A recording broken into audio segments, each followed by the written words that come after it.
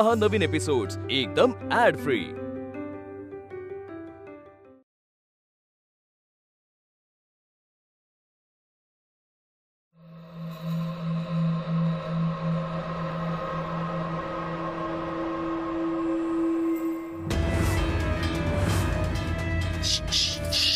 अगं मी तुला असं वाटतंय का की मी रात्रभर जागा राहू? थोडा वेळ चल ना बाहेर माझ्या बरोबर। काय बोल ना काय? सॉरी।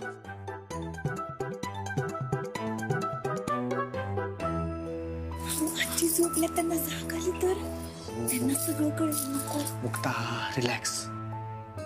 अगं एक सेकंड पण ना आता मला तासासारखा वाटायला लागला। रात्र सरता सरत नाही।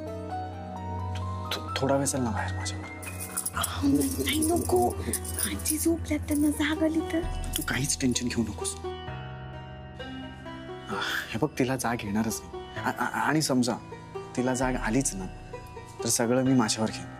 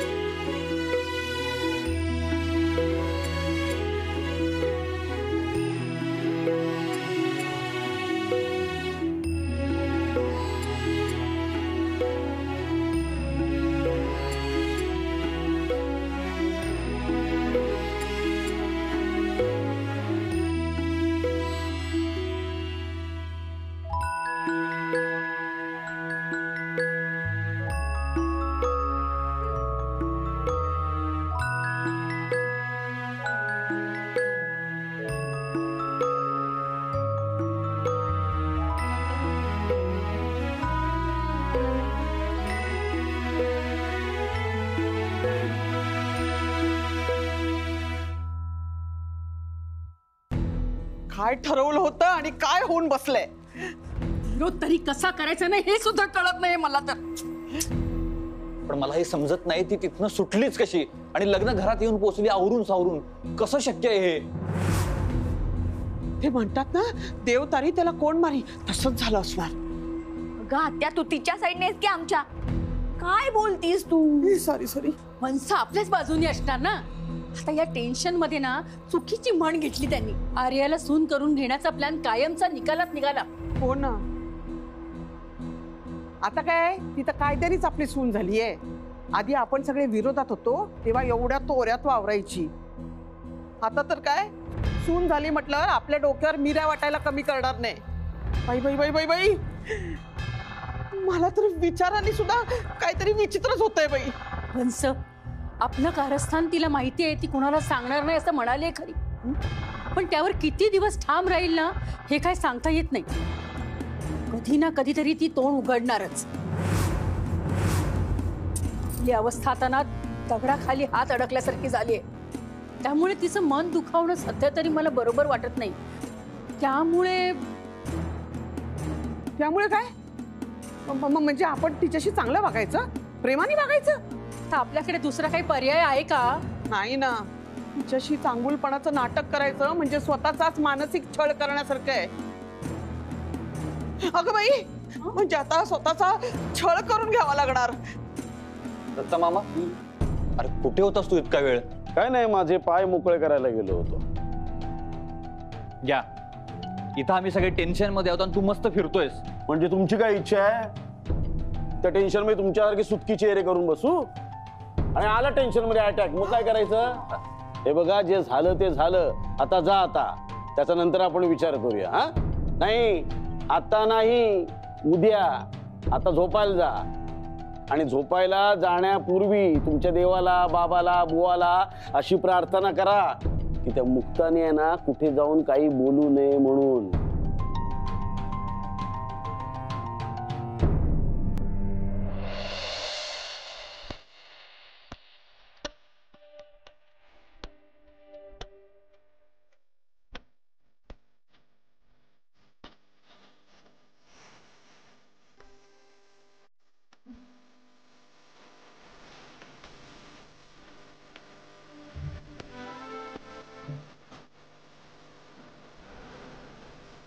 आपण फक्त एकमेकांना पाहतोच आहे, काहीतरी बोलायला पाहिजे.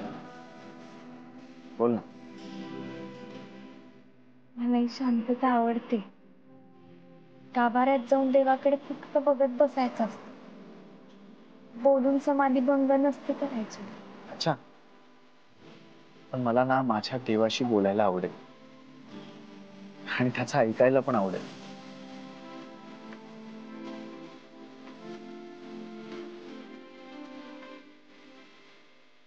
होता तुला ही जागा आठवतीये का?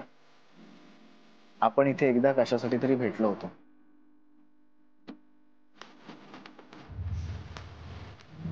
सो फ्रेंड्स,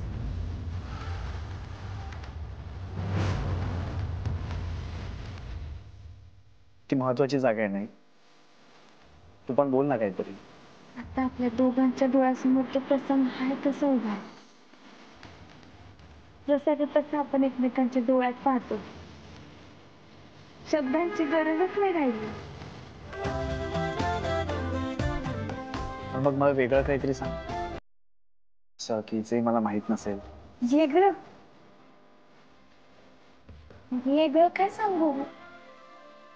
तुमच्यापासून तर काहीच लपून नाहीये.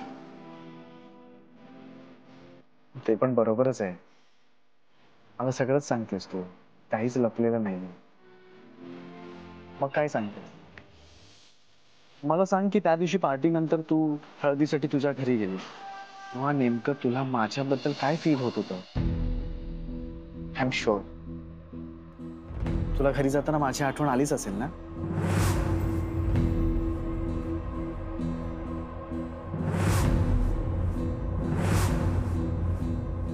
मला तुझी खूप आठवण आली. फक्त मला असं वाटत होतं की आत्ताच्या आत्ता इथून निघावं आणि तुझ्या समोर यावं. आणि जेव्हा माझी उष्टी हळद तुला लावण्यासाठी नेली ना, तेव्हा मी इमॅजिनच करायला लागलो की माझ्या अंगाला लावलेली हळद तुझ्या अंगावरून अलगदपणे फिरते.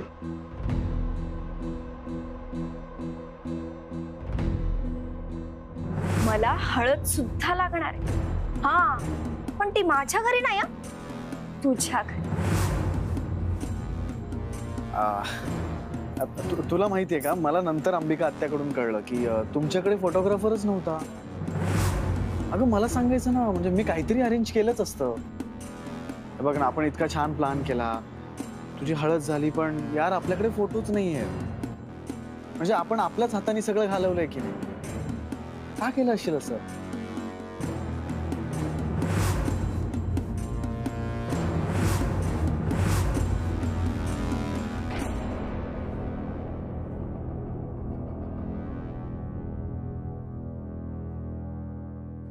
आणि हो, एकत्र येऊन ह्या विषयावर चर्चा करू नका. सर कोणी ऐकलं ना तर अंगाशी येईल. अरे शहाणे व्हा, स्वतःहून कुऱ्हाडीवर लाथ मारू नका. आणि आता जा, आपल्या रूम मध्ये जाऊन झोपा. नंतर बघूया काय करायचं ते.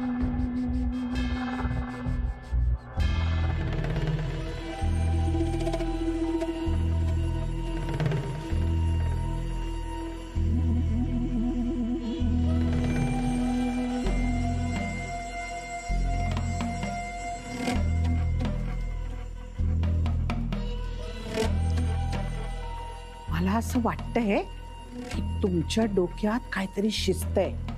आणि मला जेव्हा अशी शंका येते ना, तेव्हा मी करेक्ट बोलत असते. बरोबर? याही वेळी तू अगदी करेक्ट शंका घेतलीयस. बर, आता मला पटकन सांगा, तुमच्या डोक्यात नेमकं काय शिजतंय?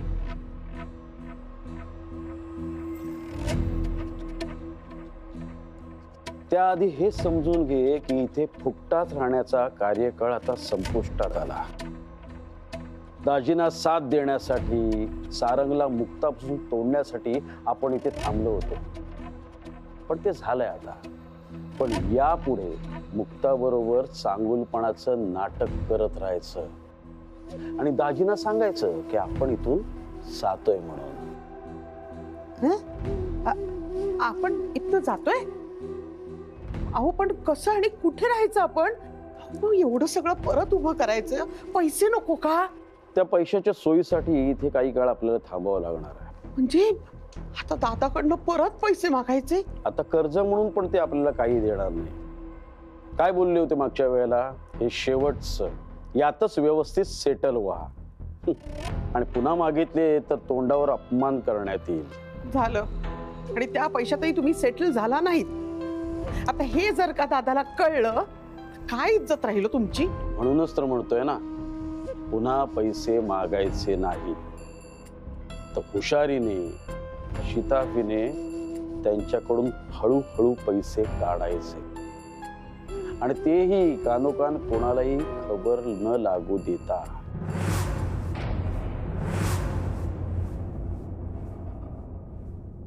त्यातल्या सगळ्या प्रॉपर्टीवर, या घरावर, सगळ्यावर तुझी सत्ता असली पाहिजे.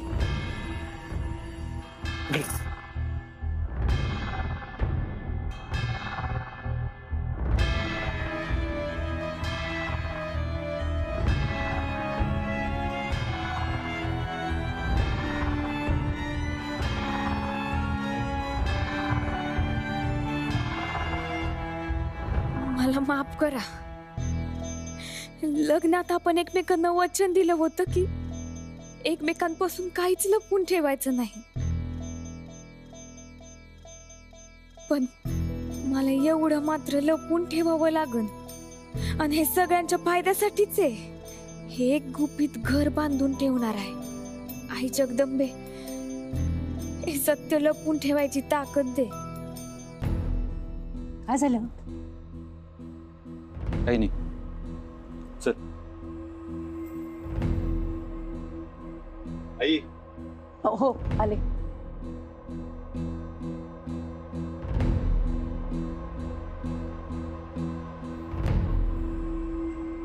गेले ते.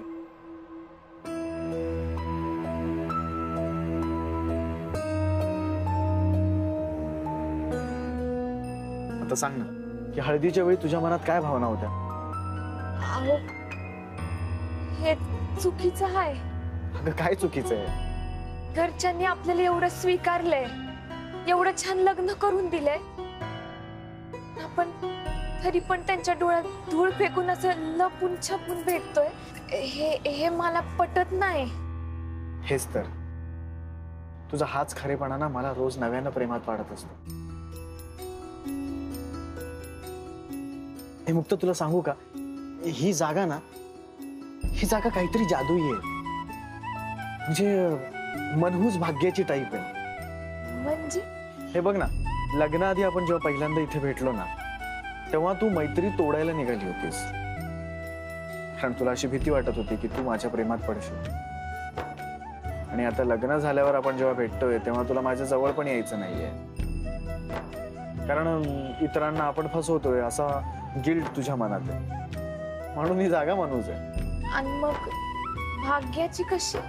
हे बघ, आपली मैत्री तर तुटली नाहीच, उलट आपलं प्रेम झालं आणि आता लग्न पण. आणि आताही तुला जायचंय, पण तू तुझ्या ओठांनी माझ्या ओठांना वचन दिल्याशिवाय तू इथून जाऊ शकत नाहीस.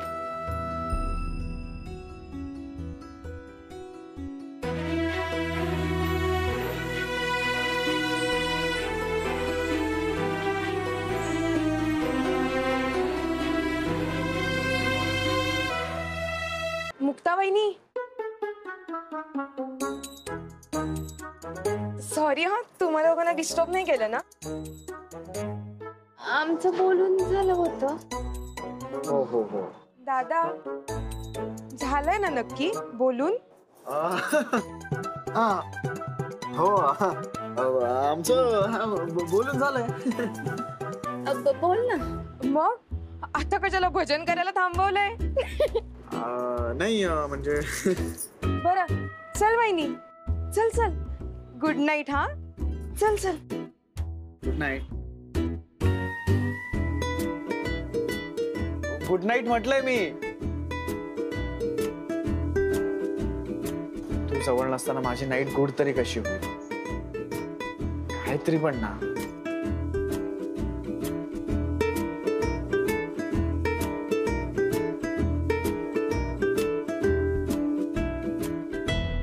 झालं शेवटी फिरून फिरून तिथेच आलो. दादाच्या घरी चोरी. अगं एकदम नाही, हळूहळू. मुंगी कसा एक एक दाणा उचलते तसा. हो पण आपण सावध राहूया. मागच्या वेळेला चोरी करताना आपल्याला मुक्ताने पकडलं आणि आपला सगळा प्लॅन फ्लॉप झाला. पण या वेळेला चोरी करताना दादानी जर का आपल्याला पकडलं ना तर त्याचा मुक्तावरचा जो राग आहे ना तो सगळा आपल्यावर निघेल. म्हणजे आपली चामडी अशी सोलून तो वाळतच घालेल. हो मलाही काही कळत नाही. तू म्हणतेस तशी भीती मलाही वाटते, पण रिस्क ही घ्यावीच लागणार. रस्त्यावर जाऊन भीक मागण्यापेक्षा ऋणच घेतलेलं बरं. आणि किती घेतोय? पैशांच्या विहिरीतून फक्त एक बादली. त्या विहिरीलाही कळणार नाही आणि त्या बादलीला पण. जे काही कराल ना ते नीट विचार करून करा. प्रचंड सावधगिरी बाळगा. मला तर बाई खूप भीती वाटते. भीती तर मलाही वाटते. वर्तमानात भीतीला लांब ठेवल्याशिवाय भविष्यात सुखाची झोप लागणार नाही, लक्षात ठेव. अगं बाई आजचा सुविचार. झोप आता. हो. कठीण आहे हो.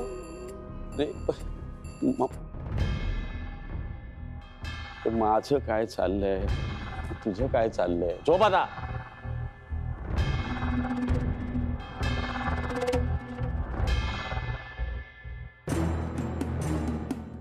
एवढा आटापिटा करून काही मिळालं नाही.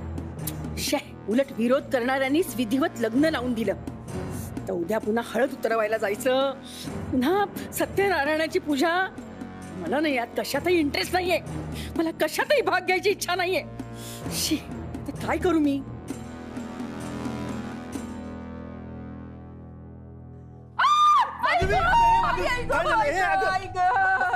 काय झालं तू? काय झालं तू? उभं राहता येत नाहीये मला. हो मी आहे. बस बस इथे बस. अगं सावकाश सावकाश. जरा स्वतःला सांभाळून उठ बस करायची ना. काय करू, थकले हो मी आता. फार दुखतंय का?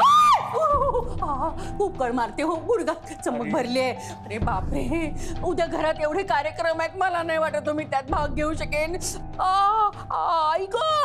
असू दे बघू काय करायचं ते आपण. ऐको.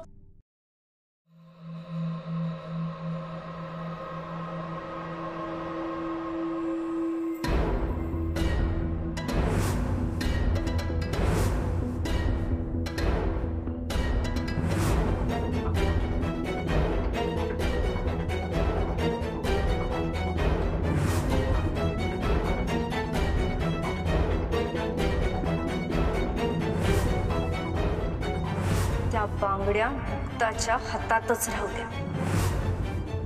त्या तुम्हाला सतत तुमच्या पराभवाची जाणीव करून देत राहते.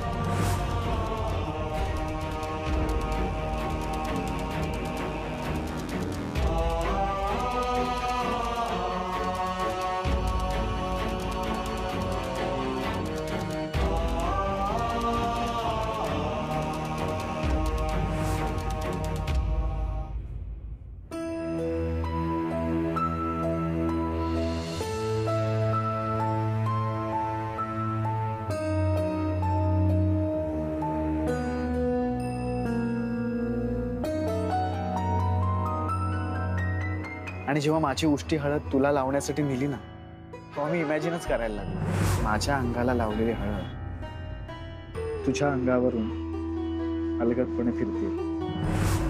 खरं काय घडलं हे मी तुम्हाला कधीच नाही सांगू शकणार.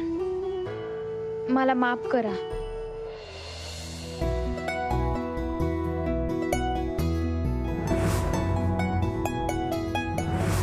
घरच्यांनी आपल्याला एवढं स्वीकारलंय, पण तरी पण त्यांच्या डोळ्यात धूळ फेकून असं लपून छपून भेटतोय हे मला पटत नाही.